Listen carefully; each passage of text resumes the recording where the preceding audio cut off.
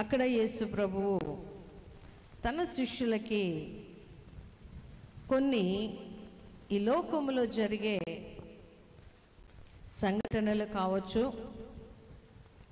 లేకపోతే వారు యేసు ప్రభుని అనుసరించేటప్పుడు వారికి ఎదురయ్యే శ్రమలను గురించి యేసు ప్రభు తన శిష్యులకి ముందుగానే జవాబు ఇస్తున్నాడు. అంటే వారికి ఇలా ఇలా జరుగుతుందని చెప్తూ ఉన్నాడు.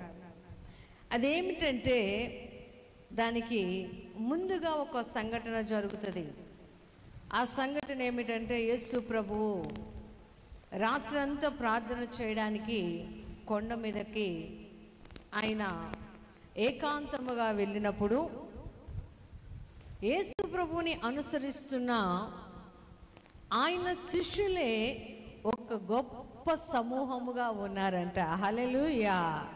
మనం అనుకుంటాం యేసు ప్రభుకి 12